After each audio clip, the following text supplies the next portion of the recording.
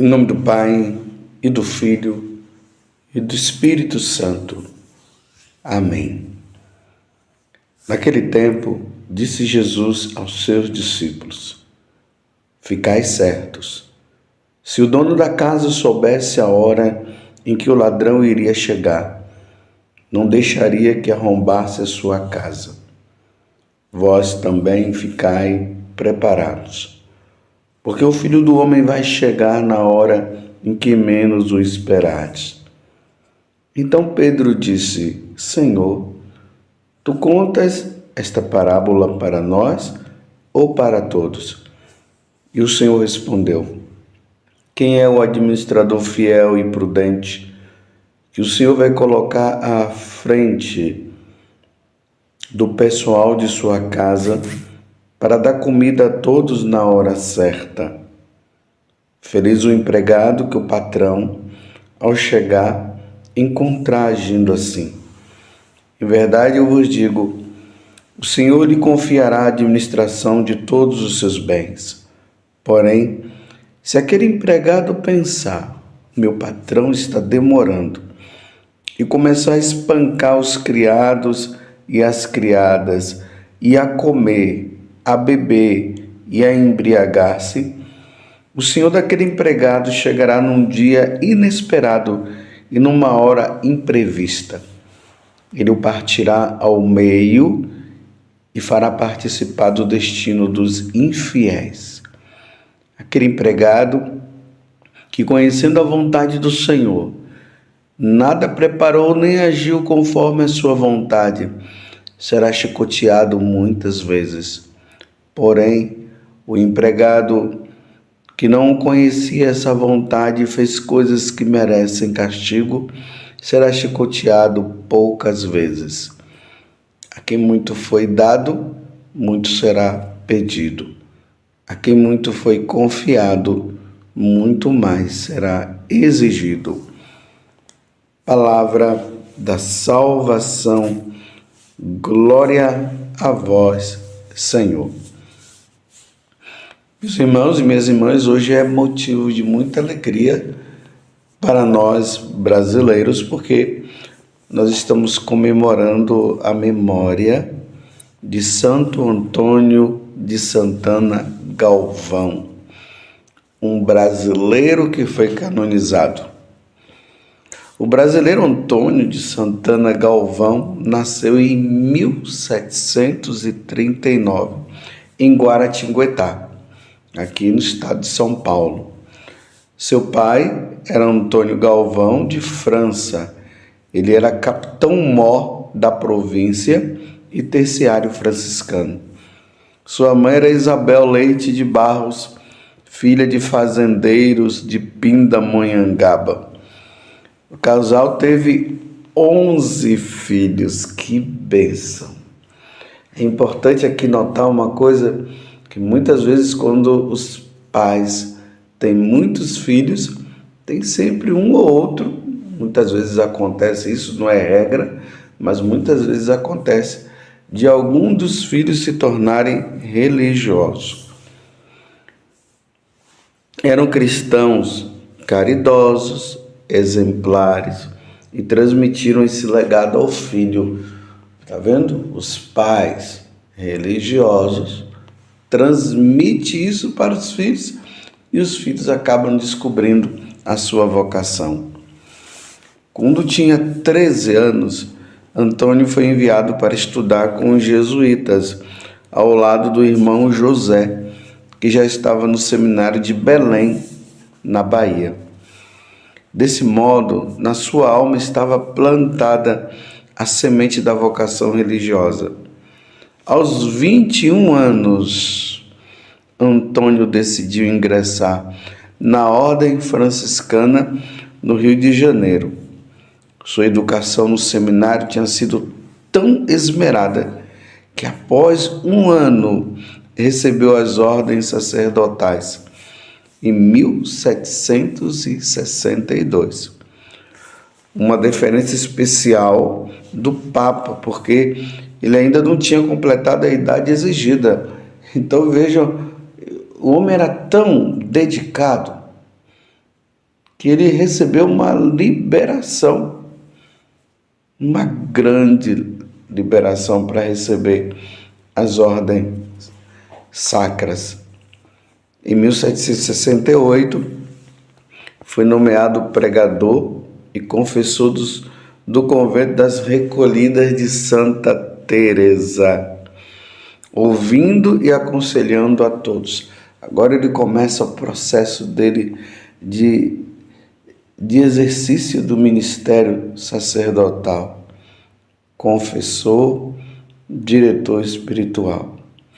Entre as suas penitentes, encontrou a irmã Helena Maria do Sacramento, figura que exerceu papel muito importante em sua obra posterior. Irmã Helena era uma mulher de muita oração e de virtudes notáveis. Veja que agora Santo Antônio Galvão, de Santana Galvão, encontra uma religiosa que o ajuda também no processo de caminho de santidade dele. Se tornam amigos. Ela relatava muitas vezes ao Frei Galvão as suas visões. Nelas, Jesus pedia que fundasse um novo recolhimento para jovens religiosas, o que era uma tarefa muito difícil devido à proibição imposta pelo Marquês de Pombal em sua perseguição à ordem dos jesuítas. Esse Marquês de Pombal foi um problema na igreja. Ele era de Portugal. Perseguiu os jesuítas por muitos e muitos anos, até chegar ao ponto de os jesuítas serem retirados. Mas Deus é Deus, né? Quem vai brigar e lutar contra Deus? Então, apesar de tudo isso, contrariando essa lei, Frei Galvão, auxiliado pela irmã Helena, fundou em fevereiro de 1774 o recolhimento de Nossa Senhora da Conceição da Divina Providência. Tinha que ser, Nossa Senhora tinha que aparecer nesse momento também. No ano seguinte, morreu a irmã Helena, e os problemas com a lei do Marquês de Pombal não tardaram a aparecer. O convento foi fechado. Olha as lutas que o Frei Galvão teve que passar.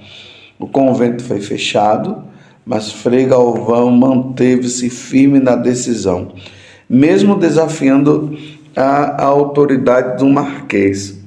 Finalmente, devido à pressão popular, porque o povo, graças a Deus, os católicos se reuniram e também lutaram por este convento. Então, devido a isso, o convento foi reaberto e o frei ficou livre para continuar o seu trabalho.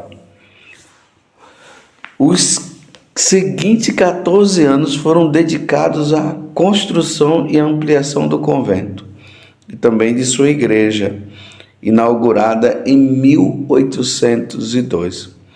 Quase um século depois dessa obra, ela tornou-se um grande patrimônio cultural da humanidade. Em 1811, a pedido do bispo de São Paulo, fundou o recolhimento de Santa Clara, em Sorocaba. Lá, permaneceu 11 meses para organizar a comunidade e dirigir os trabalhos da construção da casa. Nesse meio tempo, ele recebeu diversas nomeações, até de guardião do convento de São Francisco, em São Paulo. Com a saúde enfraquecida, recebeu autorização especial para residir no recolhimento da Luz. Durante sua última enfermidade, Frei Galvão foi morar num pequeno quarto, ajudado pelas religiosas, que lhe prestavam algum alívio e conforto. Ele faleceu com uma fama de santidade em 23 de dezembro de 1822. Frei Galvão, a pedido das religiosas e do povo, foi sepultado na Igreja do Recolhimento na Luz, que ele mesmo construiu.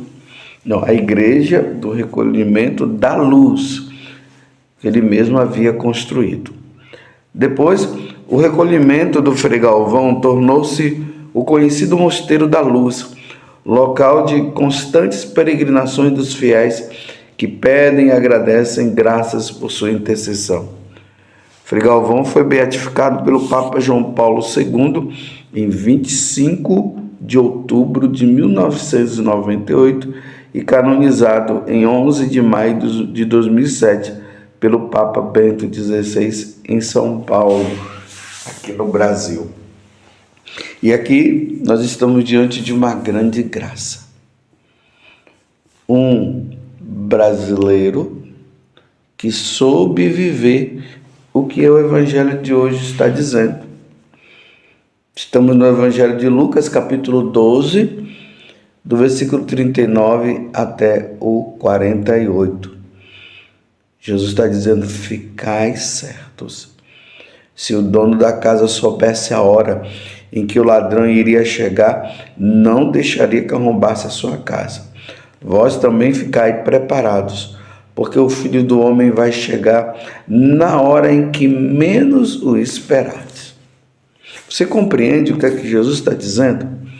Então, diante desta situação, nós vamos vendo que Frei Galvão, santo agora, ele não perdeu tempo. Não perdeu tempo. Entrou na vida religiosa, um excelente sacerdote, celebrava as missas, atendia as pessoas, ficava no confessionário.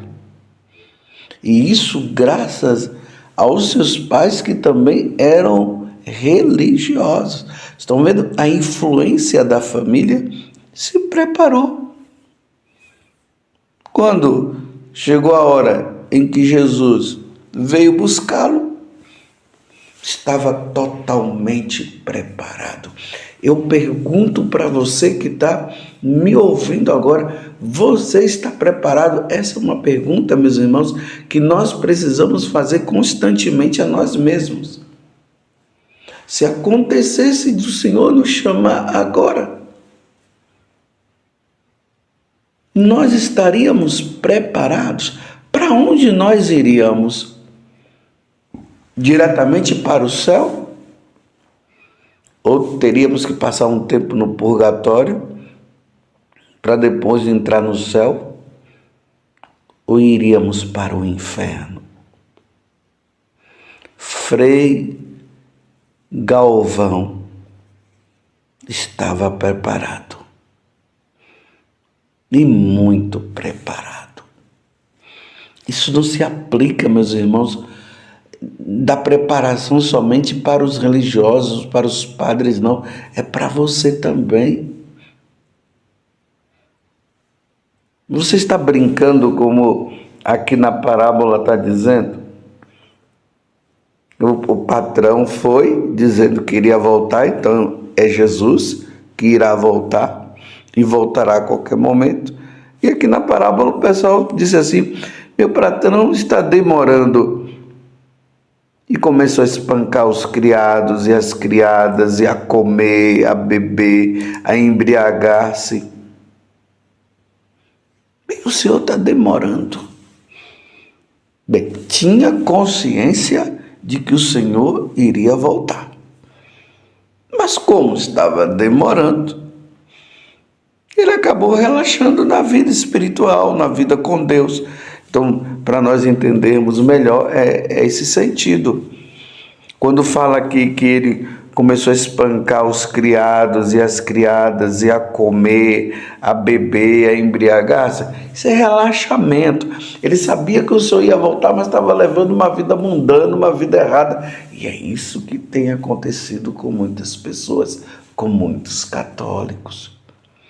Eram pessoas piedosas, iam na missa com frequência, se confessavam, praticavam a caridade.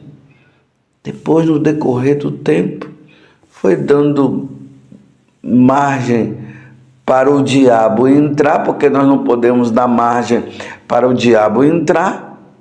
E aí começou vida relaxada, voltou aqueles pecados que já tinha exterminado da vida, voltou novamente, deixou de rezar, mas sabendo e tendo consciência do retorno do Senhor. É por isso que hoje na parábola Jesus está dizendo o seguinte, que aqueles que não tinham muita consciência, ou talvez até que não sabiam, apesar de não estarem sabendo, contanto, eles vão ser espancados também. Haverá uma condenação também. E depois aqueles que sabiam, mas ficou ali no mais ou menos, é o que a parábola está dizendo, também vai ser. E aí ele diz, e o pior de todos vai ser aqueles que sabiam e levaram uma vida relaxada de qualquer forma. E tem uma coisa, meus irmãos, nos tempos de hoje, quem é que já não ouviu falar de nosso Senhor Jesus Cristo? E quantas oportunidades Deus foi nos dando? O batismo que Deus nos deu. Às vezes o seu pai e sua mãe te convidavam muitas vezes para ir para a igreja. Aí quando você chegou numa certa idade, foi deixando, foi relaxando, foi esquecendo. Aí veio a faculdade, né? Aí os professores ateus foram dizendo para você que Deus não existe. Aí falou da Inquisição, não foi que a igreja matou muita gente, não é assim? Que os padres se utilizam da palavra de Deus, ou seja, dos escritos do Evangelho, que para eles não tem nada a ver, para manter o povo cativo. Aí você foi acreditando, né? Aí você foi acreditando mais nas teorias marxistas, não foi assim? Lênin, aí os professores foram falando de revolução, de mudança, falou da burguesia, né? Que aqueles que estão acima são justamente aqueles que estão dominando, e a igreja é o ópio do povo, fica alienando as pessoas, e nós precisamos agora nos organizar numa revolução para derrubar a burguesia, porque a igreja é burguesa e aquela coisa toda, e você acabou acreditando nessa ideia. Aí você acabou acreditando que Jesus não existe, que é tudo conversa fiada, mas passou a acreditar, né, nas teorias de Marx, de Lenin, de Nietzsche, de Hegel. Mas você já viu Marx alguma vez? Quer dizer, você nunca viu Marx, mas acredita na existência de Marx. Você nunca viu Jesus Cristo, mas agora está dizendo que Jesus não existe, que isso tudo é conversa. Pelo amor de Deus. Quando Jesus chegar, como é que vai ser? Então, você está firme agora, acreditando que Deus não existe, que a nossa vida é uma vida passageira, não é assim? Que precisamos aproveitar agora. Me desculpe eu dizer assim, você acabou se ferrando. Você aprendeu as coisas e agora você está dizendo que essas coisas é tudo balela, que é conversa fiada, então tá bom. Se você acredita nisso, se você chegou ao ponto de acreditar nessas coisas, ao ponto até agora de dizer que Deus não existe, eu vou continuar firme na minha fé. E estou dizendo para você, nós veremos se Jesus voltará ou não. Você está entendendo? E tem uma coisa. Pode ser que Jesus não venha agora na sua glória, mas Ele estará vindo todos os dias. Você está vendo que as pessoas que estão ao seu redor estão morrendo? Quantas pessoas aí da sua família já morreu, hein? Quantos amigos seus já foram? E até aqueles professores que ensinaram dizendo que Deus não existe e tudo mais, e que já foram para onde? Ah, você está dizendo que morrer acabou, porque é o que eles disseram, né? Então, eles morreram e acabou. Eles não têm uma alma que é eterna, não, né? Tá certo. Tá certo, não tá errado, é lamentável, mas quero dizer para você, ao morrer, nós veremos se Deus existe ou não. Mas eu vou me empenhar numa vida de santidade como o Frei Galvão, ele fez, viveu. Você acredita que depois de ele ter feito tudo isso e ter vivido todas essas coisas, o Santo Antônio de Santana Galvão, ele morreu e acabou? Não, ele está no céu. Ele está no céu. Ele ganhou a salvação. E aí, você vai voltar para Deus ou não vai? Vai ficar levando essa vida aí de pecado, que muitas vezes a consciência fica até pesando? Uma coisa é certa: o Senhor virá e não tardará. Que Santo Antônio de Santana Galvão interceda por nós. Por todas aquelas pessoas, imagine no tempo dele, que ele atendeu a confissão, que ele orientou, e essas pessoas também se santificaram. E peçamos a Nossa Senhora, que Nossa Senhora nos ajude para sermos santos. Ó Virgem Santíssima, não permitais que eu viva e nem morra em pecado mortal. Em pecado mortal eu não hei de morrer, porque a Virgem Santíssima há de me valer. Valei-me, Virgem Santíssima. Louvado seja nosso Senhor Jesus Cristo, para sempre seja louvado, e a sua mãe, Maria Santíssima.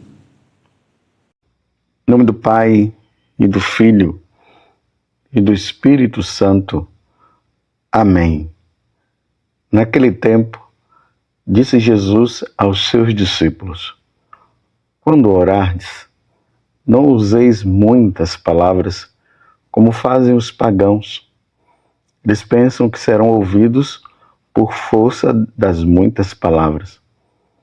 Mas não sejais como eles, pois vosso Pai sabe do que precisais muito antes que vos o peçais. Vós deveis rezar assim: Pai nosso que estais nos céus, santificado seja o teu nome. Venha o teu reino, seja feita a tua vontade, assim na terra como nos céus. O pão nosso de cada dia dá-nos hoje. Perdoa as nossas ofensas, assim como nós perdoamos a quem nos tem ofendido. E não nos deixeis cair em tentação, mas livrai-nos do mal.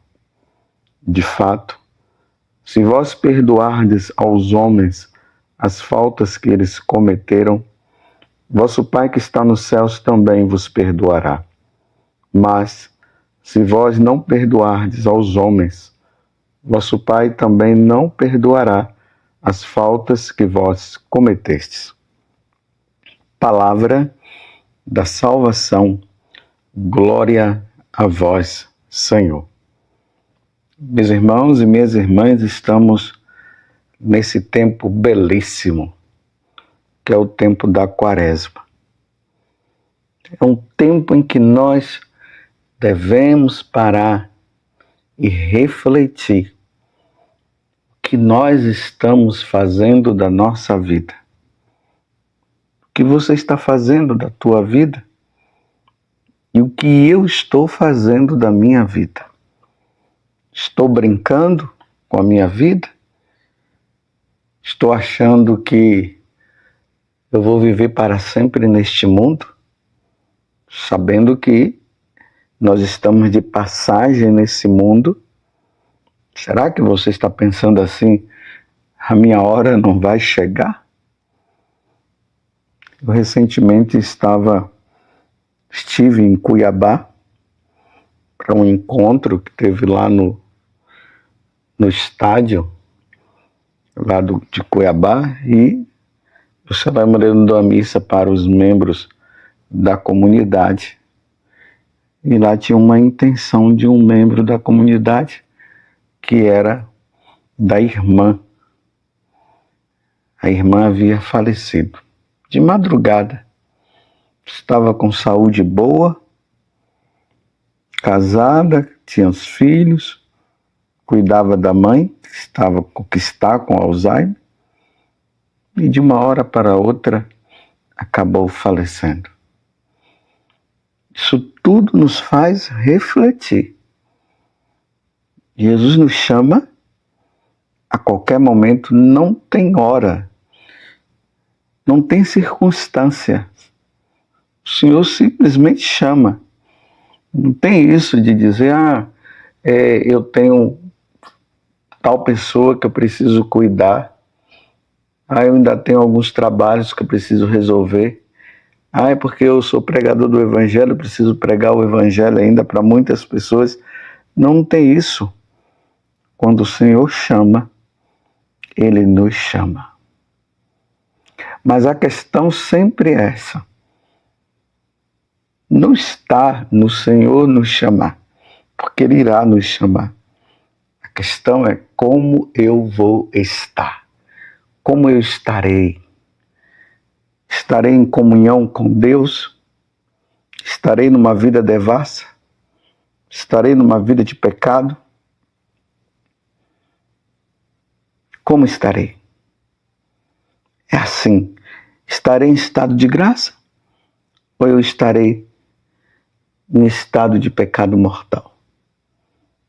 Por isso esse tempo é propício para nós refletirmos sobre a nossa vida, pontuar e ver o que precisa colocar em ordem, porque o pecado original causou uma grande desordem na nossa vida. É assim o tempo da Quaresma.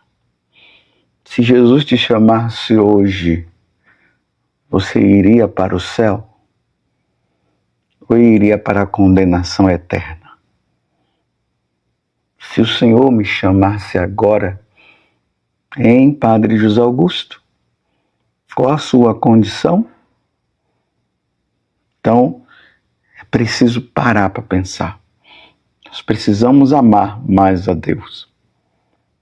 E nós acabamos de ouvir o Evangelho que está em Mateus capítulo 6, do versículo 7 até o 15, que faz parte justamente daquele chamado Sermão da Montanha, ou isso, o Sermão da Montanha, que começa com as bem-aventuranças. É o capítulo 5, 6 e 7 do Evangelho de São Mateus, que é justamente o convite que o Senhor nos faz a vivermos a santidade. É importante que, nesse período da Quaresma, nós não podemos esquecer isso também. A Igreja nos coloca essas 3 práticas penitenciais: o jejum, a esmola e a oração. 3 penitências básicas para nós vivermos bem essa Quaresma. Interessante que às vezes eu me pergunto como que a oração ela pode ser concebida como uma forma de penitência, que é o Evangelho de hoje, onde Jesus nos ensina a rezar. Vejam só, se nós realmente amamos a Deus, a primeira coisa que deveria existir dentro de nós seria o desejo de estar com Deus, não é verdade? Porque você já viu alguém que ama uma outra pessoa, ela não querer estar com a outra pessoa? É óbvio que ela quer estar constantemente com a outra pessoa. Isso é normal. Mas por que a igreja coloca, então, a oração como uma forma de penitência? Porque a oração é um dom. E não é qualquer pessoa que gosta de rezar, não. Se eu perguntasse para você agora, você gosta de estar com Deus? Claro que você vai dizer, claro que eu gosto. Você ama a Deus? Você vai dizer, claro que eu amo a Deus. Se Jesus fosse para sua casa hoje, você ficaria feliz? Aí você iria dizer, sim, claro que eu ficaria feliz, porque eu amo a Deus, eu amo nosso Senhor. Mas se eu chegar e perguntar para você, você reza constantemente? Você tem dificuldade de rezar? Aí você iria dizer, infelizmente eu tenho. Então veja só, se eu perguntei se você ama Jesus e gosta de estar com Jesus, você disse, claro que eu gosto. Mas na hora que eu pergunto, e na sua oração, como é que você está? Você está com dificuldade? Você disse que está? É porque quando nós falamos a palavra oração,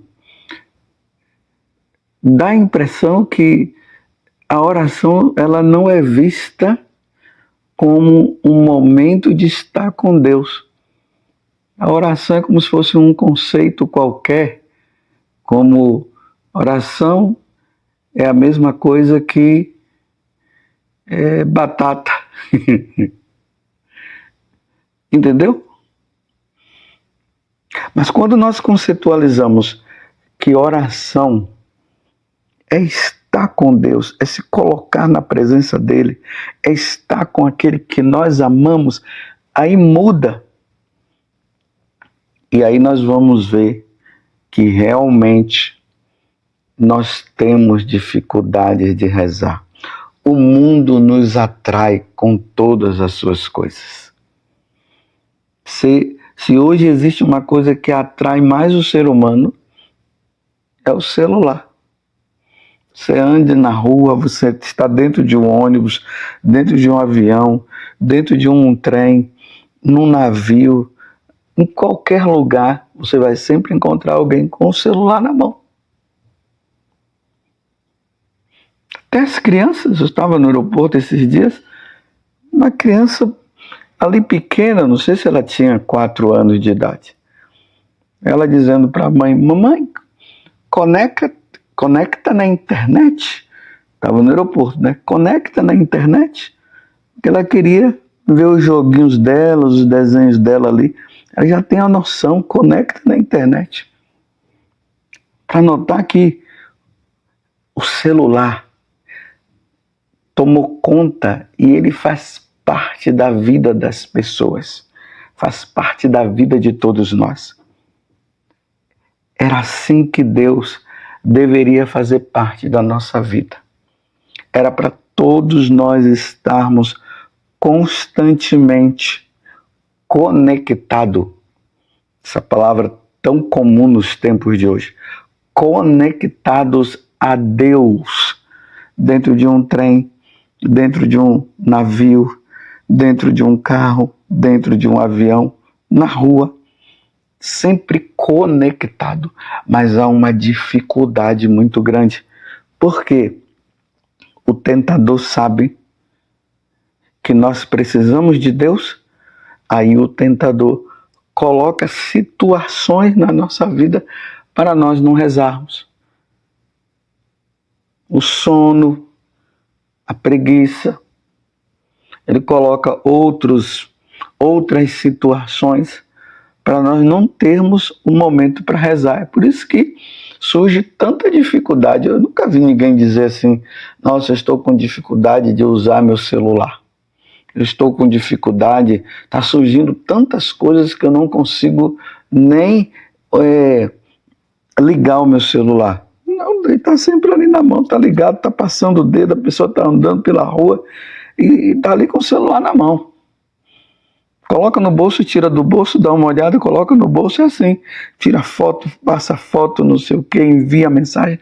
faz parte. Você está entendendo? É assim que deveria ser a nossa vida com Deus. Por isso que a oração, ela é uma das práticas de penitência. Porque se não houver um esforço da nossa parte, se nós não lutarmos, nós não vamos nem dizer o Pai da oração do Pai Nosso. E aí eu pergunto, nesse tempo de penitência que você e eu estamos vivendo, você tem reservado o tempo necessário para rezar? Ou você não tem tempo? Oh, mas você não tem tempo para rezar, mas tem tempo para mandar vídeos, tem tempo para ficar vendo fotos, tem tempo para deletar as fotos e colocar novas, tem tempo para tudo isso. Você está vendo que aqui está uma coisa importante para os tempos de hoje? Então você vai ter que fazer a penitência de deixar o celular de lado para você poder rezar, porque senão você não vai rezar. Você vai sempre colocar dificuldades para não rezar. Então, nesse tempo de quaresma que nós estamos, coloca lá na sua agenda: o meu horário com Deus vai ser esse. Faça chuva, faça sol, caia canivete do céu ou não, naquele horário você precisa reservar para estar com Deus. Como eu sempre digo, que na verdade é uma frase de Santo Afonso Maria de Ligório: só reza quem ama. Por isso que eu comecei a homilia falando justamente isso. Quando a pessoa ela ama alguém, ela está sempre procurando uma forma de estar com aquela pessoa. Será então que você não ama a Deus? Será então que eu não amo a Deus? Claro que nós amamos. Nós só estamos precisando priorizar o tempo necessário para nós estarmos com o Senhor. E aqui eu falo também algo que Santo Afonso Maria de Ligório nos disse: quem não reza dificilmente se salvará. Porque como a oração é um diálogo com Deus, é um momento de estar com Ele, então ali naquele momento de oração, Deus vai nos falando. Quando eu pego a Sagrada Escritura e leio algumas passagens da Sagrada Escritura, e eu vou lendo atentamente, e ali Deus vai falando comigo. Quando eu pego ali a vida dos santos e eu vou lendo, e vou vendo a transformação que Deus foi fazendo na vida daquele homem ou daquela mulher, ali Deus vai falando também para mim, para você. Tá vendo, Padre José Augusto? É assim que eu quero, você precisa se transformar aqui. Olha o que você precisa largar. Olha o que você precisa fazer. É nesses momentos. Mas se eu não tenho tempo para rezar, como é que Deus vai falar? Quando nós não ocupamos o nosso tempo com a oração, nós vamos ocupar com alguma coisa. E o demônio vai fazer de tudo para nos distrair, para nós não estarmos lá. Você tem rezado? E Jesus está até nos dizendo hoje que é para nós rezarmos a oração do Pai Nosso. Veja só, quanto tempo nós levamos para rezar o Pai Nosso? Eu acho que 1 minuto e meio dá para rezar o Pai Nosso. E eu ainda estou falando até demais. 1 minuto e meio. Mas rezando a oração do Pai Nosso com bem devagar, meditando em cada palavra, aí a situação muda. Imagina quando nós dizemos: o pão nosso de cada dia dá-nos hoje. Dá-nos hoje o pão nosso, os 2 pães que nós necessitamos. O pão nosso de cada dia, como o pão do dia a dia. Aí vai aquele pão que a gente come de manhã, o nosso almoço, o jantar, o lanche e outras coisas. E principalmente o pão que vem do céu, a Eucaristia, que não pode faltar na nossa vida. Ela que é alimento para a nossa alma, para o nosso corpo também. Para a nossa alma, que não falte Eucaristia, Senhor. Que tenha sacerdotes que celebrem a missa para nós termos sempre a Eucaristia. Então, quando nós vamos meditando a oração do Pai Nosso dessa forma, Deus vai transformando o nosso coração. E quando nós dizemos também, perdoai as nossas ofensas, assim como nós perdoamos a quem nos tem ofendido, e não nos deixeis cair em tentação, mas livrai-nos do mal. Então, veja só, quantas pessoas você precisa perdoar. Está vendo que a oração nos impulsiona a fazermos aquilo que até às vezes nós não queremos? De repente alguém fez algo com você que você disse, eu não vou perdoar. Mas, meus irmãos, nós não temos alternativa. Nós temos que perdoar por amor a Deus. Porque quem é que vai entrar no céu sem perdoar? Sem o perdão? Não entra no céu, só entra quem perdoa. E a tentação? Que nós precisamos pedir a Deus que diante das tentações nós possamos suportar e vencer as tentações, mas ao mesmo tempo também que Ele nos livre do mal. Este mal aqui é o tentador, é o diabo. Que o diabo não tenha força na nossa vida. Está vendo a importância? Quem afugenta o diabo da nossa vida é Deus. Fique pensando que com suas próprias forças você vai conseguir.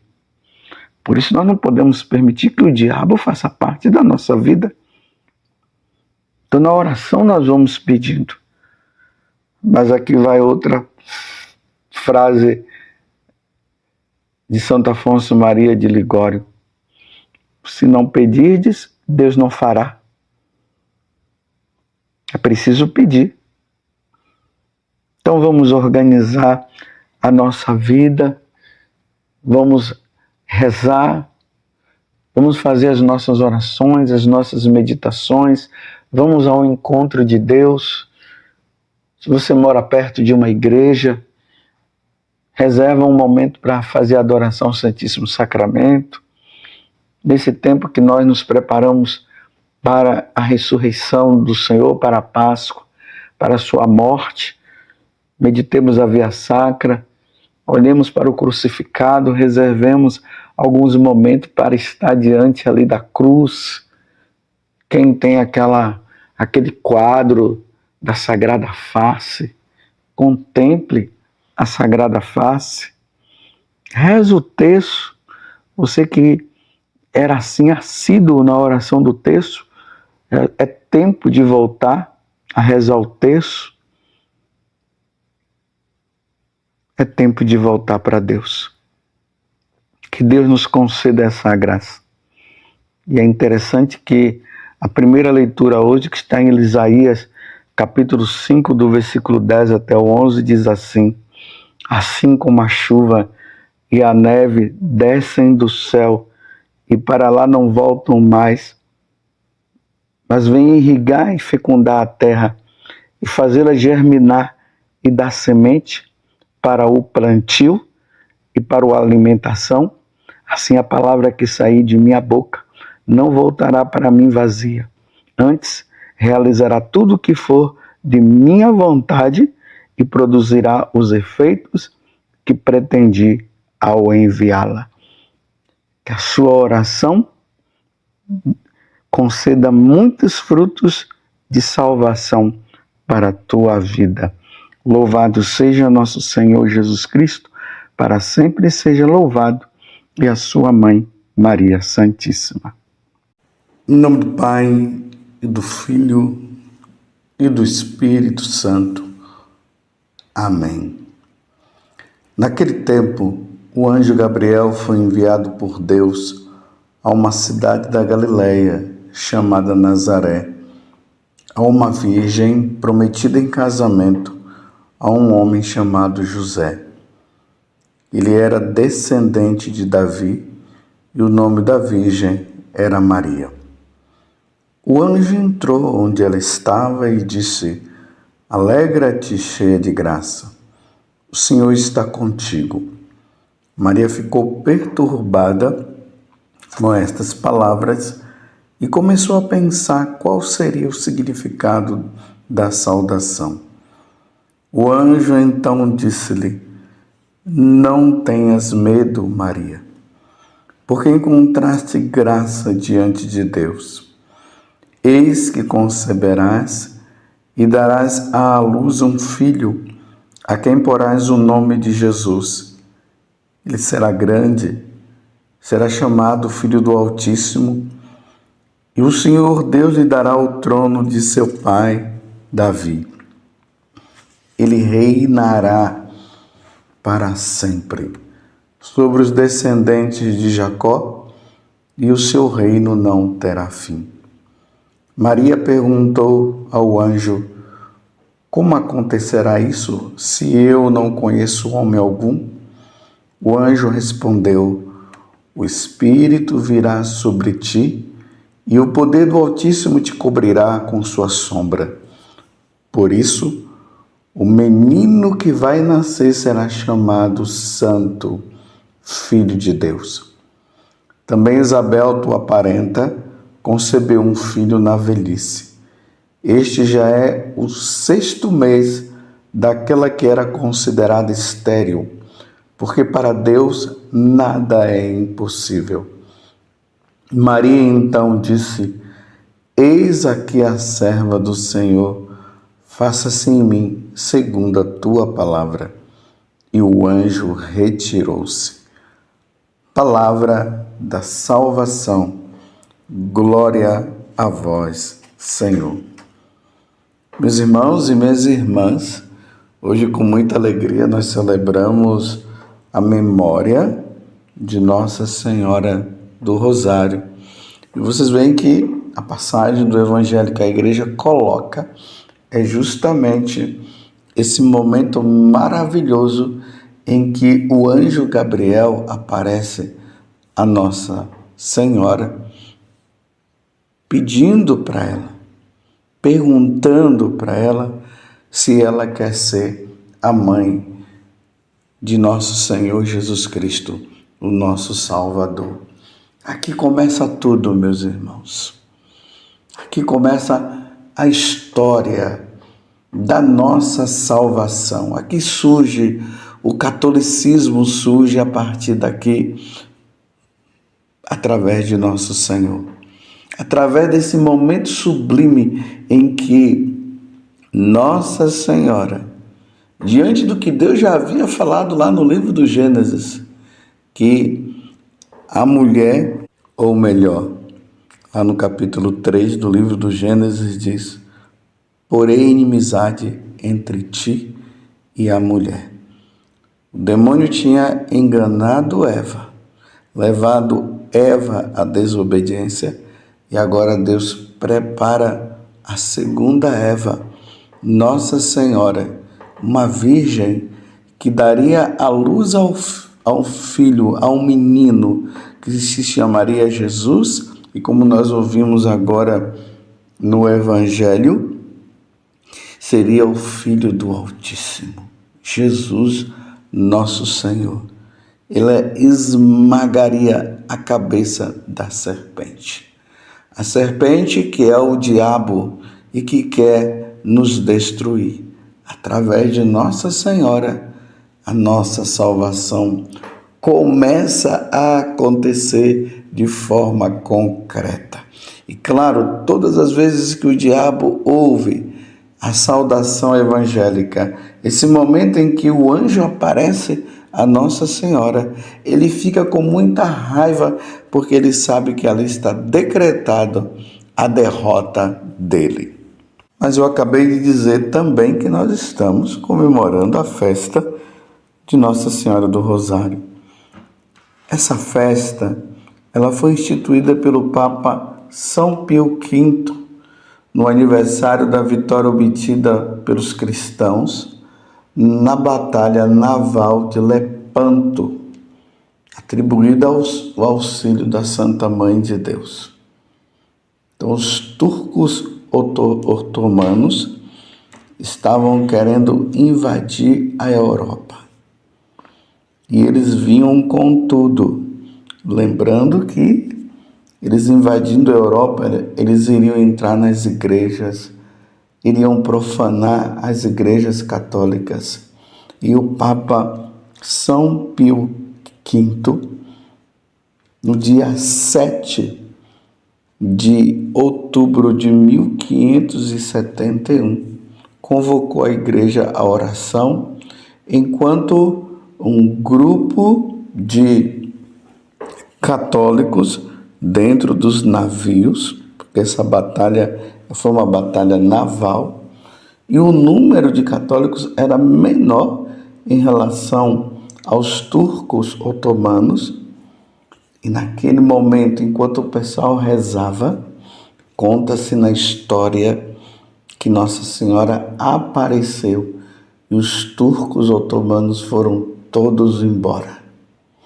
Diante do olhar de Nossa Senhora, eles foram embora.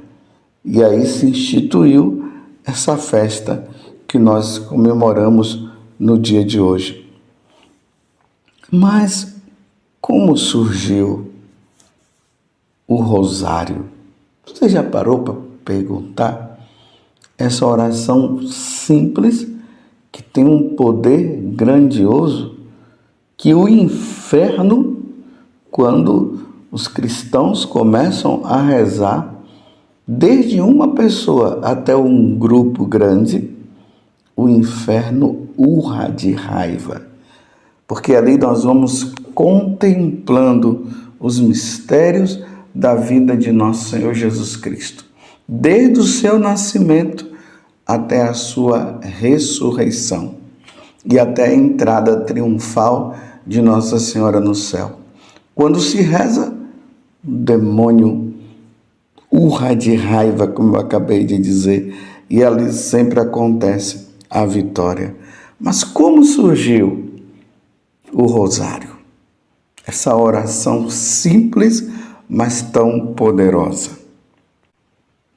Em 1214, São Domingo de Gusmão, o fundador da Ordem dos Pregadores, ou dos frades dominicanos, e aí nós temos um grande frade dominicano como Santo Tomás de Aquino.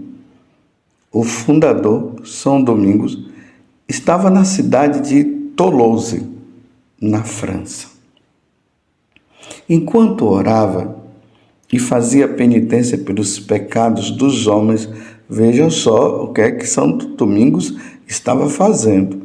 Ele estava fazendo penitência, rezando pelos pecados dos homens, tendo passado 3 dias e 3 noites rezando e macerando o seu corpo com o objetivo de aplacar a cólera divina. Então ele estava disciplinando o seu corpo em oração, em penitência. E ele parecia já estar até morto pela severa disciplina quando a Virgem Maria lhe apareceu. E veja como foi que ela apareceu.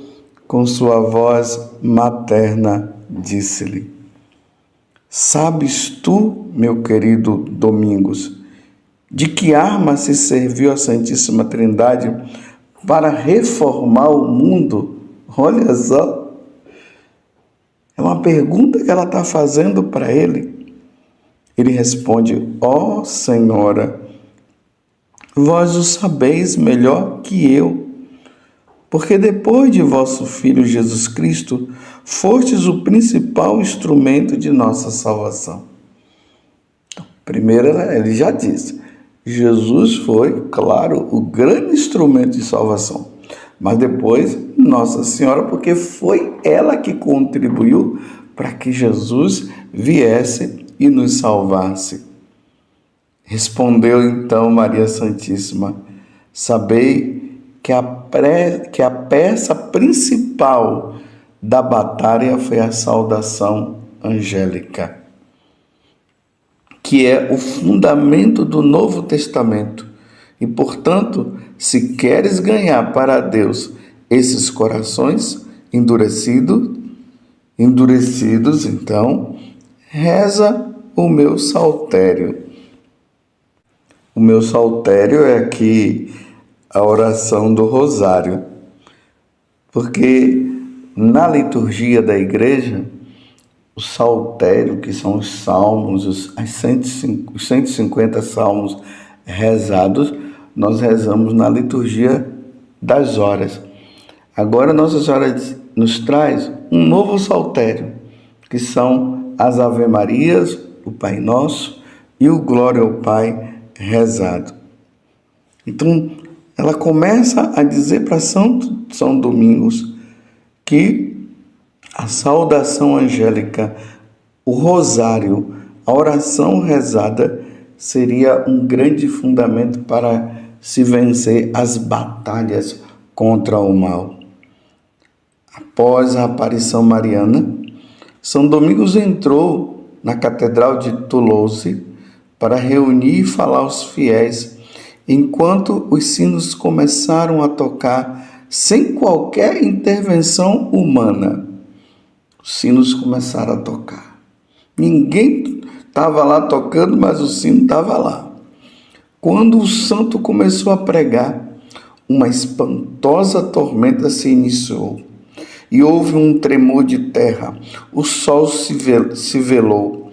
Ouviram-se terríveis trovões e o céu iluminou-se de relâmpagos. Uma imagem de Nossa Senhora levantou 3 vezes os braços para pedir a Deus justiça para aqueles que não se arrependessem e recorressem à sua proteção. São Domingos, perante tal fenômeno, orou das orações do Santo Rosário e, por fim, cessou a tormenta. Pôde ele, então, continuar tranquilamente a sua pregação e fê-lo com tal zelo e ardor nas palavras que os habitantes da cidade abraçaram quase todos a devoção ao Rosário da Virgem Maria. Em pouco tempo, viu-se uma substancial conversão de vida das pessoas. Tanto que São Domingos, ele, na hora que ele ia pregar, ele sempre pregava com o rosário, falando de Nossa Senhora, contemplando os mistérios da vida de nosso Senhor Jesus Cristo e dela também. Porque nós não podemos esquecer que quando nós falamos de Jesus, nós falamos também de Nossa Senhora, a grande contribuição que ela deu. Então ele pregava, ele anunciava e rezava o rosário. São Domingos, após a aparição e ter recebido o Santo Rosário das mãos de Nossa Senhora, vejam só, meus irmãos, o Santo Rosário veio do céu. Não foi uma criação humana. Nossa Senhora entregou nas mãos de Santo Domingo e tornou-se ele próprio o grande propagador dessa devoção mariana no início do século XVIII. A Igreja Católica lhe conferiu o título de Apóstolo do Rosário. Naquela época, havia muitos hereges que desviavam os fiéis da Igreja Católica, tá vendo? E não está muito diferente dos nossos tempos, não, né? Quantas heresias surgindo. Quantas situações, meus irmãos, difíceis. A igreja está precisando realmente de muitas pessoas que rezem o rosário, para que seja dissipado todas essas heresias. A Igreja Católica lhe conferiu o título, então, como eu falei antes, de apóstolo do rosário. São Domingo, com a prática da oração do rosário da Virgem Maria e a pedido expresso de Nossa Senhora, começou a combater as heresias dos albigenses. Desculpa, os albigenses, ou chamado os cátaros. Era um grupo de pessoas, de homens, que se achavam os puros e condenavam até as outras pessoas. Foi uma heresia que surgiu dentro da igreja. E São Domingos, ele começou a combater com o rosário, e essa heresia, ela foi vencida e desaparecida da igreja. Uma vez que Nossa Senhora disse que através do Santo Rosário todo o mal seria dissipado do nosso meio, as heresias e tantas outras coisas, e principalmente a ação diabólica. Então, meus irmãos, rezemos. Vamos rezar o rosário. Rezemos o terço em família, sozinho, com outras pessoas, mas rezemos. Reservemos sempre um momento, um horário do dia para que nós possamos contemplar. Porque a oração do terço é uma oração de contemplação. Contemplamos o quê? Os mistérios da vida de nosso Senhor Jesus Cristo. Por isso, para que o rosário, o terço, ele seja rezado bem, é preciso que nós conheçamos passo a passo toda a história ali da redenção, que começou, como eu disse antes, concretamente, porque a obra de redenção, ela começa lá já no Antigo Testamento, mas concretamente, quando chega os fins dos tempos, o anjo Gabriel, ele aparece a Nossa Senhora. E aí começa tudo aquilo que se aguardava do Antigo Testamento. Lembremos que Isaías disse: uma virgem conceberá e dará à luz a um filho. E esse filho se chamará Emanuel, Deus conosco. Com essa aparição do anjo acontece. E aí, na medida que nós vamos contemplando os mistérios gozosos, depois os dolorosos, depois os luminosos, que no ano do Rosário o Papa São João Paulo II instituiu, colocou como presente para nós também os mistérios luminosos e depois os mistérios gloriosos. Ali, cada mistério, cada passagem da vida de nosso Senhor Jesus Cristo, nós vamos trazendo ao nosso coração. E enquanto nós meditamos, pensamos neste fato,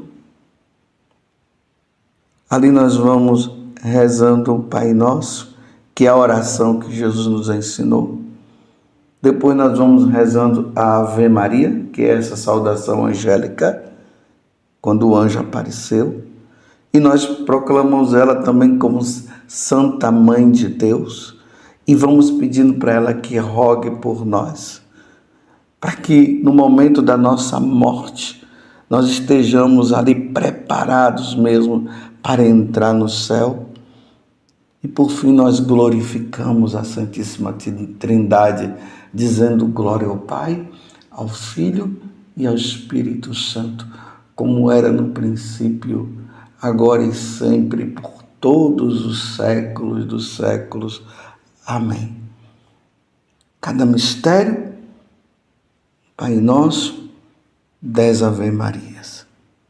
Lembrando que nas grandes aparições de Nossa Senhora, como em Lourdes, quando Nossa Senhora apareceu a Bernadette, o primeiro momento foi esse. Nossa Senhora ficou ali com Bernadette, rezando a oração do terço, e depois Nossa Senhora desapareceu. Lembremos também em Fátima, quando Nossa Senhora disse para os pastorinhos: rezem o terço todos os dias. Porque na medida que vocês rezarem o terço todos os dias, os males serão dissipados do nosso meio. E aí que Nossa Senhora fala, né? Que o mal que viria lá da Rússia não iria se espalhar por todo o mundo. E aí ela pede a consagração do Imaculado Coração de Maria, a consagração da Rússia. Rezemos.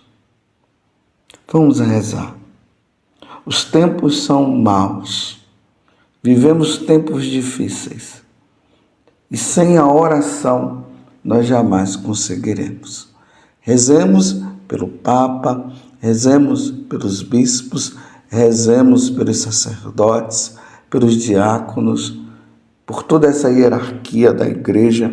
Rezemos pela maldade existente no mundo. Rezemos para que essa questão do aborto não venha a crescer na humanidade. Rezemos para que os homens possam se voltar para o Deus único e verdadeiro.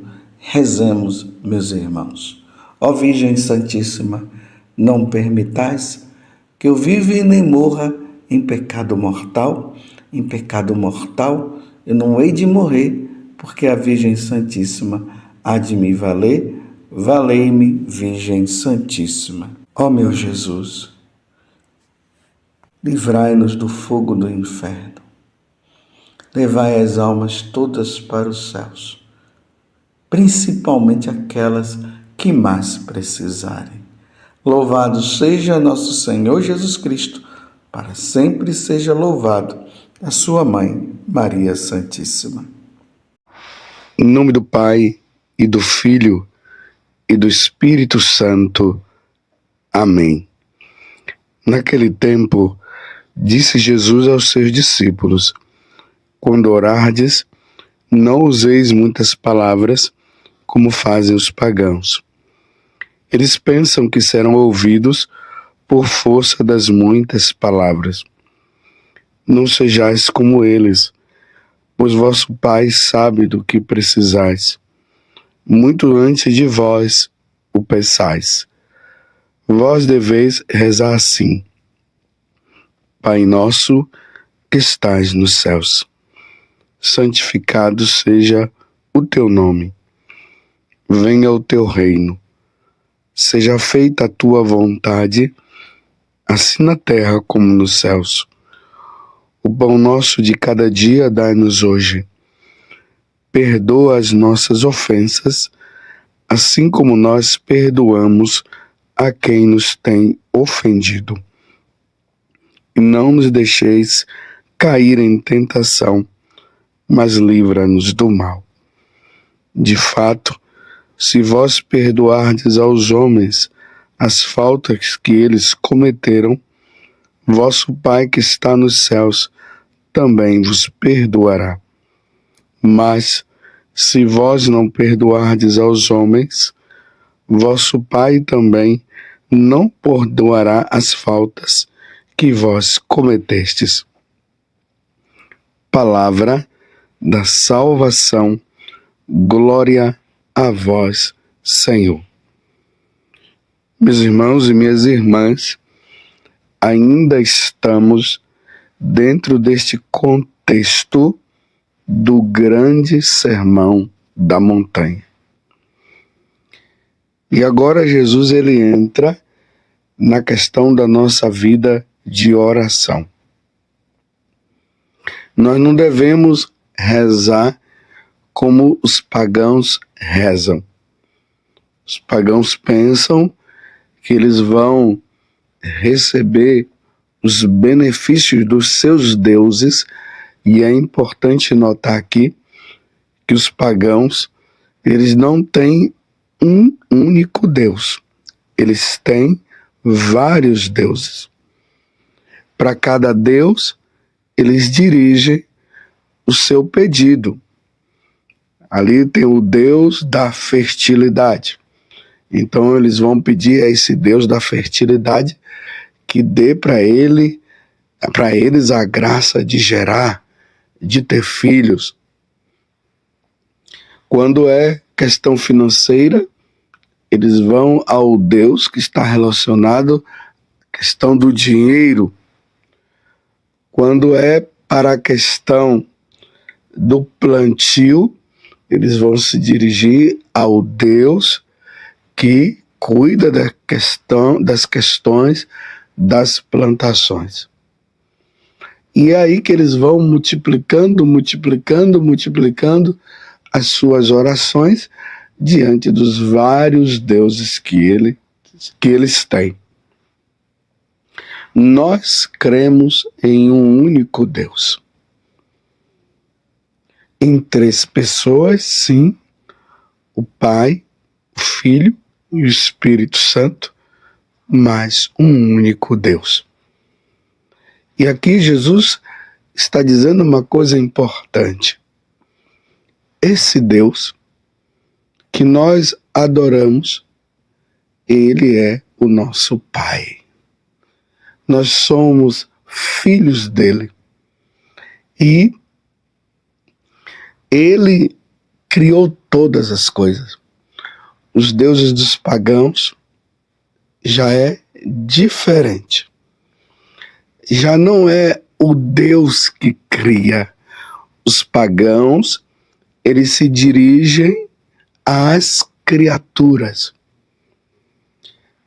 Eles se dirigem ao sol, e ao sol eles pedem. Eles se dirigem à lua, e à lua eles pedem. Eles se dirigem à água, e à água eles pedem.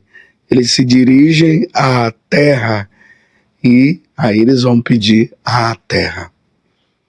Por isso que de vez em quando nós ouvimos aí a tal da mãe terra, a mãe água, e assim por diante. Não, nós temos um único Deus. E Jesus, ele nos aponta agora para esse Deus. O Deus de Abraão, o Deus de Isaac, o Deus de Jacó, o Deus que tirou o povo das mãos do faraó, o Deus que abriu o mar vermelho no momento em que o faraó se dirigia a eles na maior fúria para destruí-los. E Deus abriu o mar e eles passaram, como lá vai dizer, a pé enxuto. Eles passaram. E quando o faraó veio, foi engolido por este mar. Esse Deus é o nosso Pai. Por meio de Jesus, nós nos dirigimos a Ele. Por meio de Jesus, nós o adoramos, porque Jesus é Deus. Por meio da força do Espírito Santo, nós temos um entendimento de conhecê-lo como nosso único Senhor e nosso único Deus. E aqui Jesus vai falando dos pedidos que nós devemos fazer. Não multipliqueis as vossas orações. Vendo cada trecho da oração do Pai Nosso, qual o pedido que você quer fazer hoje? Eu quero pedir a Deus que a vontade dele seja feita. Meus irmãos, nos tempos em que nós estamos vivendo hoje, aonde nós estamos vivendo essa questão do egoísmo, e me desculpe eu dizer, um egoísmo que tem nos tornado como filhos mimados. Como é o filho mimado? O filho mimado é aquele que se dirige aos seus pais e ele quer que a vontade dele seja feita. E quando a vontade dele não é feita, ele se torna um filho birrento, mal agradecido. Ele bate o pé no chão, ele dá as costas para o pai, ele briga, ele discute. Como se o pai, ou os seus pais, no caso, fossem escravo deles e estivesse ali para que só a vontade desse filho seja feita. É assim. Um mundo mimado, um mundo dodói. E Jesus está dizendo aqui que na oração do Pai Nosso, nós devemos nos dirigir a Ele e dizer que a tua vontade seja feita. Santa Teresa d'Ávila, ela vai dizer justamente isso, que nem todo mundo está preparado para que a vontade de Deus seja feita. E eu digo que nós deveríamos estar prontos para que a vontade de Deus seja feita. Porque muitas vezes a vontade de Deus, é o que Santa Teresa vai dizer, não é a nossa vontade. É por isso que o filho birrento se dirige a Deus, se dirige ao Pai, fazendo as suas orações, mas no fundo, ele está dizendo que a vontade é da pessoa, é dela que deve ser feita e não a vontade de Deus. E ainda tem aqueles que dizem o seguinte: sim, que a sua vontade seja feita, mas quando ele diz que a sua vontade seja feita, ele no fundo está dizendo que a vontade de Deus seja feita, mas baseada na sua vontade.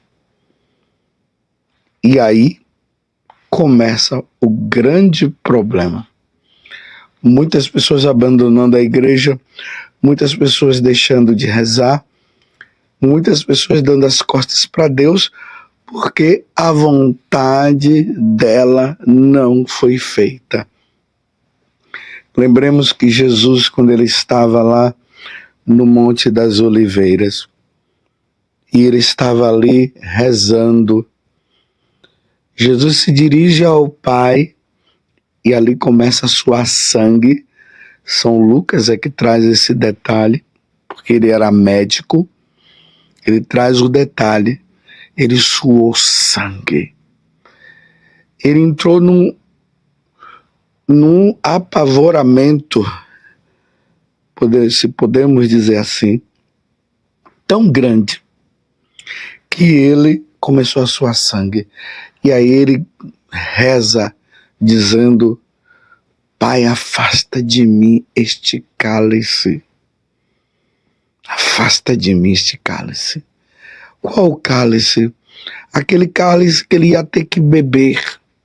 Ou seja, o derramamento do sangue, toda a situação que ele ia viver agora para nos salvar.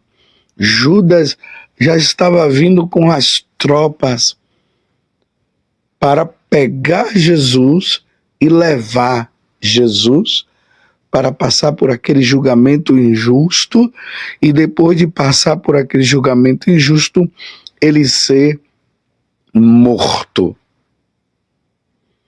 Então Jesus diz: afasta de mim este cálice. Mas depois ele retoma e ali ele diz: mas que a tua vontade seja feita. A tua vontade seja feita.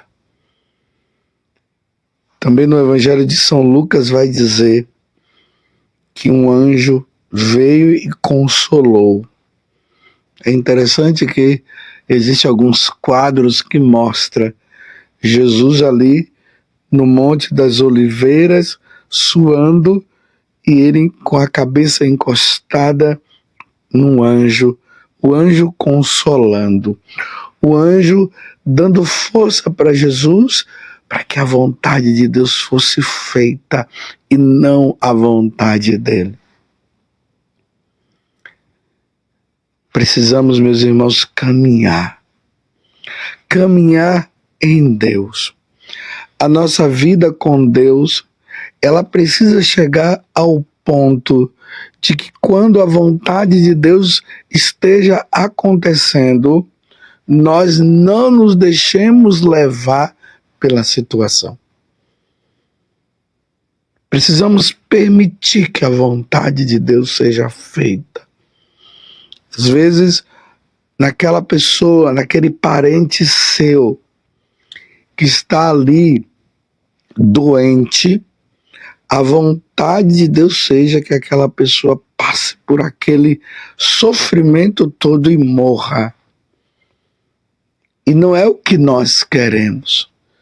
Como também pelo lado do doente, às vezes ele esteja querendo ali que Deus não o leve, e no entanto Deus está para levá-lo. Mas a vontade de Deus, é preciso que a vontade seja feita. E se a vontade de Deus é de levar, que Deus o leve. Ainda mais que Deus nos quer todos juntos dele lá no céu. É uma coisa que, para nós não temos um entendimento claro, muitas vezes, disso aqui. E por causa desta vontade de Deus, que era de levar, muitas pessoas acabam abandonando a Deus. Eu sempre falo o seguinte, quando eu faço assim uma exéquia ou uma missa de corpo presente, quando é possível, eu sempre falo para as pessoas presentes: se Jesus aparecesse aqui agora e ele perguntasse para você o que você desejaria, e a vontade, claro, dos parentes seria essa: Senhor, traz de volta o meu irmão, traz de volta a minha irmã, traz de volta esse amigo tão querido, tão bom. E eu digo para as pessoas que Jesus iria dizer: esse pedido que você está fazendo, eu não posso corresponder sem perguntar para o seu parente, que já se encontra agora no céu, se ele quer voltar. Aí eu digo para as pessoas: você acha que aquela pessoa que morreu, que você rezou, que você queria que a vontade de Deus fosse, ou melhor, que a sua vontade fosse que ele não morresse, e ele acabou morrendo, qual seria a resposta que essa pessoa que está agora diante de Deus, que está no céu, você acha que a resposta dele seria qual?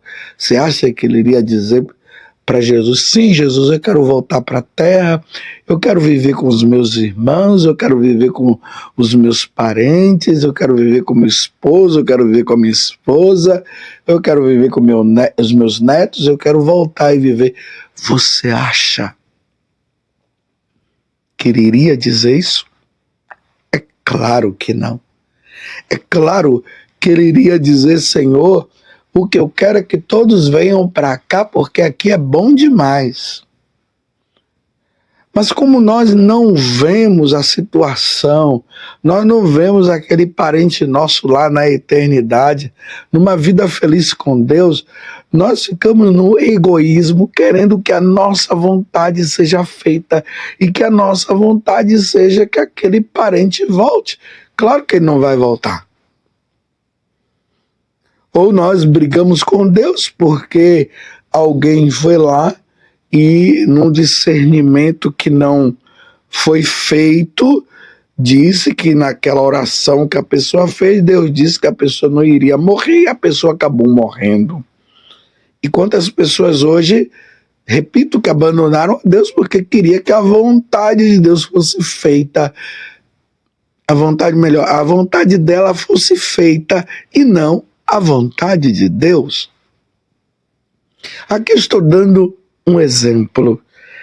E este exemplo que eu estou dando, você pode multiplicar para muitas outras situações.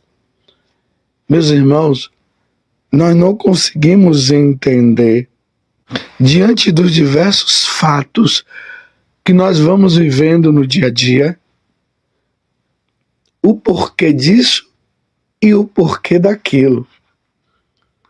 Na verdade, nós como católicos, nós precisamos nos submeter à vontade de Deus, mesmo que nós não entendamos. E diante da vontade de Deus que se realiza, nós devemos nos alegrar. Não nos entristecer, mas nos alegrar. A vontade de Deus foi feita. Porque o que o demônio quer é ver-nos blasfemando, brigando, discutindo com Deus. Quem somos nós para discutirmos com Deus? Mas nós chegamos na prepotência de querer discutir. E é isso que o diabo quer. Mas nós devemos, diante de Deus, sim, nos submeter, nos conformar. Nós colocamos a situação, Senhor, eu queria que fosse assim, mas que a tua vontade seja feita. Lá no céu, nós entenderemos tudo. Nós teremos a capacidade do entendimento do porquê disso e do porquê daquilo. Agora nós não temos essa capacidade. Nós somos limitados, mas diante dessa limitação nossa, nós só podemos dizer, Senhor, que a tua vontade seja feita. Embora eu não entenda, que a tua vontade seja feita. Então, no dia de hoje, diante dos vários fatos que vão ocorrendo na nossa vida e que nós não entendemos, nós vamos apenas nos submeter à vontade de Deus e que a vontade de Deus seja feita, não a minha, não a sua, não a nossa, mas somente a vontade dele. Louvado seja nosso Senhor Jesus Cristo, para sempre seja louvado, e a sua mãe, Maria Santíssima, e desça sobre você, pela intercessão de Nossa Senhora, a bênção do Deus Todo-Poderoso, Pai, Filho e o Espírito Santo. Amém. Que a tua vontade, Senhor, seja feita e não a minha. Em nome do Pai, e do Filho, e do Espírito Santo. Amém. Naquele tempo, enquanto Jesus falava, um fariseu convidou-o para jantar com ele. Jesus entrou e pôs-se à mesa. O fariseu ficou admirado ao ver que Jesus não tivesse lavado as mãos antes da refeição. O Senhor disse ao fariseu: Vós, fariseus, limpais o copo e o prato por fora, mas o vosso interior está cheio de roubos e maldades. Insensatos! Aquele que fez o exterior não fez também o interior? Antes, dá esmola do que vós possuís, e tudo ficará puro para vós. Palavra da salvação. Glória a vós, Senhor. Meus irmãos e minhas irmãs, hoje a igreja celebra o martírio de Santo Inácio de Antioquia, bispo e mártir. Inácio foi o sucessor de Pedro no governo da igreja de Antioquia. Então, Pedro era bispo de Antioquia, da cidade de Antioquia, e quando Pedro ele vem para Roma, e aí Pedro acaba morrendo em Roma, Inácio ele sucede São Pedro no governo da Antioquia. Ele foi condenado às feras e foi conduzido a Roma, e aí, no tempo do imperador Trajano, ele recebeu a gloriosa coroa do martírio no ano de 107. É interessante que durante a viagem, Santo Inácio ele escreveu 7 cartas a várias igrejas, na quais ele se refere com profunda sabedoria e erudição a Cristo, à organização da igreja e aos principais fundamentos da vida cristã. Agora, é interessante que quando Santo Inácio está sendo levado para Roma, para lá ele ser morto, imagina você está indo para Roma para ser devorado pelas feras. Olha, eu, de maneira particular, eu já estaria tremendo só de saber que eu iria ser entregue às feras, aos leões e outros animais para ser devorado por eles. Eu ficaria muito com medo. Só que Santo Inácio de Antioquia, ele, na medida que ele ia passando pelas igrejas até chegar a Roma, ele dizia para as pessoas, para os líderes das igrejas, para os cristãos, dizia: olha, não me impeçam de ser devorado pelas feras. Me deixe, eu quero ser devorado pelas feras, eu quero ser triturado pelas feras. Porque o amor dele a Jesus Cristo era muito grande. E para Inácio seria uma grande honra morrer proclamando, professando a fé em nosso Senhor Jesus Cristo. Vejam, meus irmãos, que o martírio é uma graça. Não é qualquer pessoa que é martirizada assim, com toda aquela vontade. Às vezes eu fico preocupado porque eu vejo pessoas assim muito entusiasmadas, dizendo: eu quero ser martirizadas por amor a Cristo e por amor à igreja. Meus irmãos, quando as coisas não acontecem, é fácil de dizer, mas na hora, não sei se vocês sabem, mas muitos cristãos que foram levados para o martírio renegaram na hora em que viram a situação da fera que estava prestes a devorá-los. Na hora que eles viram os algozes com aquelas foices pronto ali para cortar o pescoço, muitos tremeram no momento e renegaram a fé. E você sabe que negar a fé significa apostasia, significa também que a pessoa não entrará no céu. Então é uma graça Então não vamos nos deixar levar pelo entusiasmo, não. Mas se nós verdadeiramente formos levados a esta situação, que o Espírito Santo nos ajude a sermos fiéis até a morte, como Santo Inácio de Antioquia ele foi. Então roguemos hoje a Santo Inácio. Hoje nós estamos vestidos de vermelho justamente para celebrar o Natal.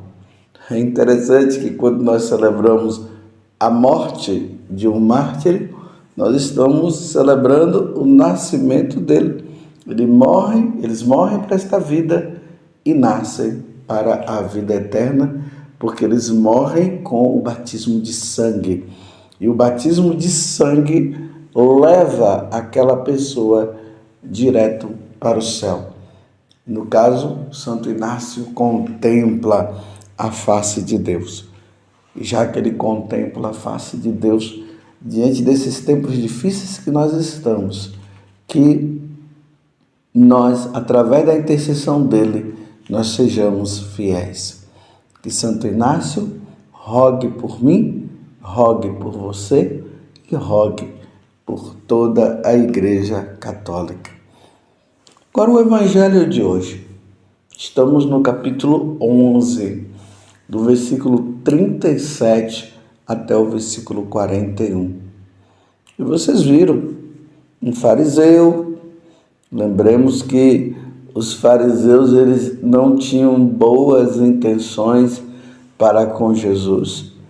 Eles estavam sempre querendo encontrar alguma situação para prender Jesus, em seguida matar.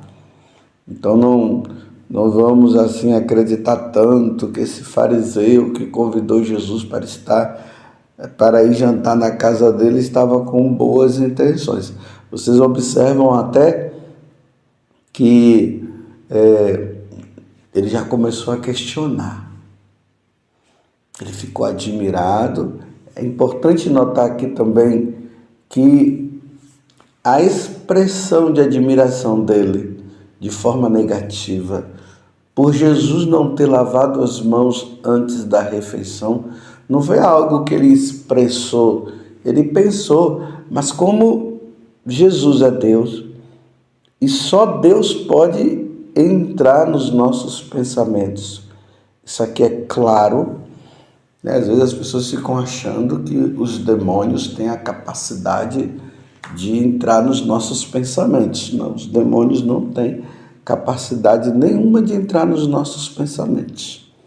Ele pode deduzir as coisas pelos nossos movimentos, pela nossa ação, pela forma como nós agimos.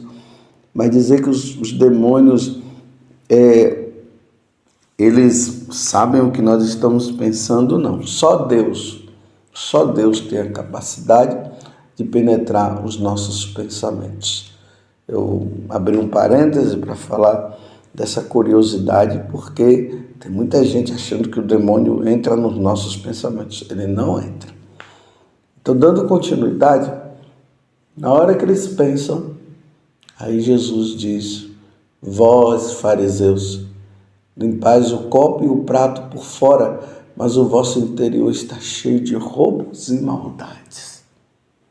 O vosso interior está cheio de roubos e maldades. O questionamento dos fariseus para com Jesus é simplesmente porque todas as vezes que as pessoas iam para uma casa, para refeição e tudo, lá já tinham aquelas talhas que as pessoas chegavam e faziam tipo uma purificação. Eles lavavam as mãos, lavavam o rosto, porque o fato de estarem ali no mundo, né, nas coisas, fazendo tantas coisas, mexe aqui, mexe lá, pega aqui, pega lá.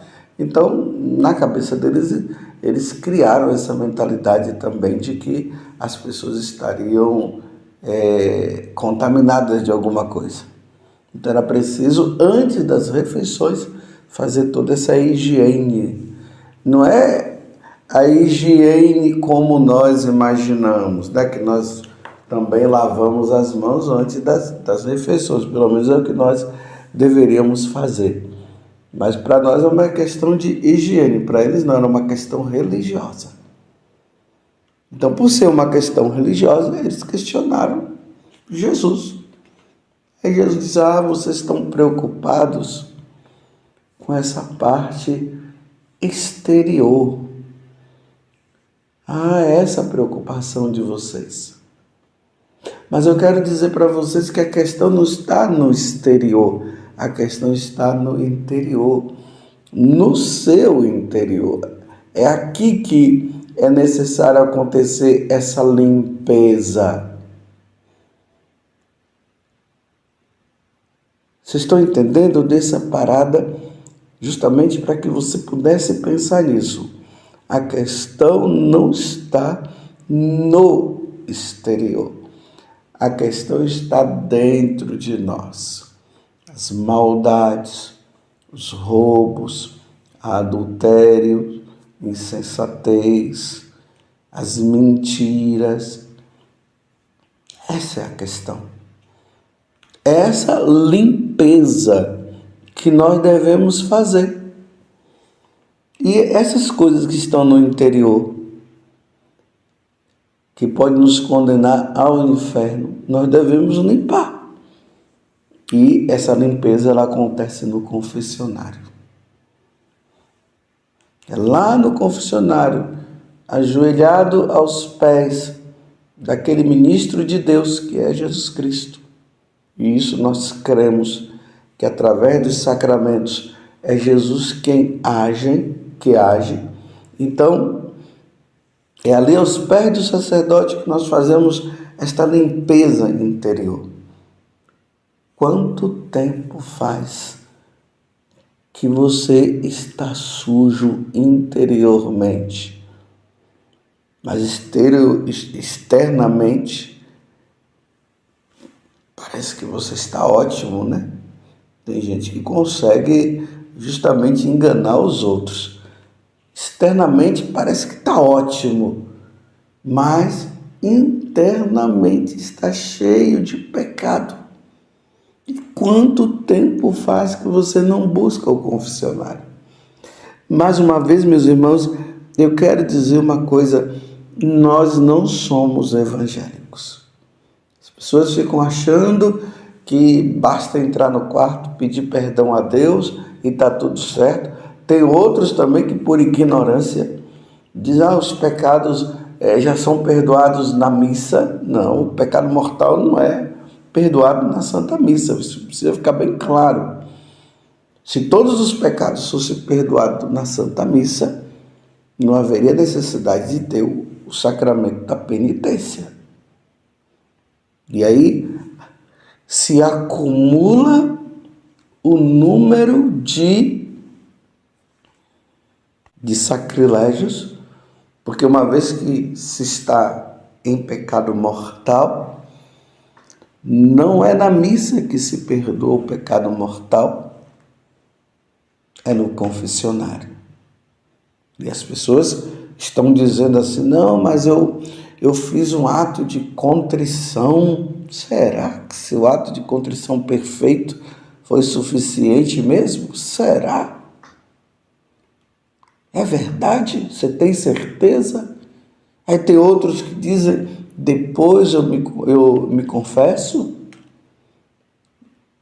Quer dizer, você está sujo, imundo com o pecado mortal. Aí você comunga primeiro para depois confessar? Não. Ainda que o Papa dissesse para você: você está em pecado mortal, não tem problema, você comunga e depois você confessa. Não, o Papa estaria errado. Não pode falar uma coisa dessa, porque nós não podemos comungar em estado de pecado mortal. E eu tenho dito ultimamente para as pessoas: quando uma pessoa cai em pecado mortal, o caminho dela não é a Santa Missa, o caminho dela é o confessionário. Porque indo para a missa, você poderá ter uma inspiração que não vem do céu. Geralmente as inspirações vêm do diabo, né? Aí não, estava lá, eu senti vontade. Eu percebi, eu senti que eu tinha que comungar. Ai, Deus me inspirou. Não, Deus não inspirou nada, meus irmãos. Deus não inspirou nada. Caiu em pecado mortal, tem que ir para o confessionário, se quer comungar. Se você quer comungar, então não caia em pecado mortal. Mas se você cair em pecado mortal, então busque o sacerdote. Vai buscar a confissão. Se o sacerdote disser para você, você está ali, alguns minutos antes de começar a missa, você vai lá e diz: Padre, eu quero me confessar. O senhor poderia me atender em confissão? E o padre disse assim: pode comungar, depois da missa você confessa. Não, você não vai comungar. Esse conselho do sacerdote está errado. Por isso que é um perigo o sacerdote dizer isso, porque às vezes pode ser que no coração do sacerdote esteja que a pessoa não está com pecado mortal, então fala isso. Então, como nós não penetramos no coração do outro, só Deus é que penetra e conhece, então é bom, por prudência, dizer: depois você confessa. E depois da confissão, o sacerdote pode dar até a comunhão para a pessoa, porque ela participou da missa, não comungou, ela pode, a questão dela é comungar, então ela comunga depois do sacrifício da missa, o padre dá, depois que ela confessar, você está entendendo? Mas nunca faça isso. Caiu em pecado mortal, é só olhar lá a lista dos 10 mandamentos. Se você estiver incluído nela, você não pode receber a Eucaristia. Tem que passar pelo sacerdote. Espero que isso esteja bem compreendido, porque é necessário falar, porque se percebe isso nos confessionários. Muitas pessoas comungando em estado de pecado mortal. Muitas pessoas. E quando se pergunta por que você comungou, você sabia que não podia comungar? A pessoa diz: eu sabia, mas por que você comungou? Porque eu quis. Porque eu disse que depois eu ia me confessar. Não pode fazer isso. Mas voltando ao Evangelho. Então o interior dele estava cheio de quê? De insensatez, de maldades. E aí Jesus disse assim para ele: olha, dá esmola do que vós possuís e tudo ficará puro para vós. Por que Jesus está falando isso para esse fariseu? Porque é assim que eles agiam. Se enriqueciam com a pobreza dos pobres, das viúvas, e enriquecendo não praticavam a esmola. Então Jesus agora está dizendo: então, já que você está preocupado comigo por eu não ter lavado as mãos, a minha preocupação maior com você é essa. Você está em estado de pecado grave, porque você não tem dado esmola, você tem como dar, você está roubando, está tirando dos outros. Então, vai lá, dá esmola aos pobres. Aí Jesus diz: e aí tudo ficará puro para vós. Está vendo? É só fazer isso, simples. Não vamos agir, meus irmãos, como os fariseus. Não vamos agir. Ficamos ali olhando os pecados dos outros o tempo todo, enquanto que nós estamos com pecados maiores e não nos confessamos e não mudamos de vida.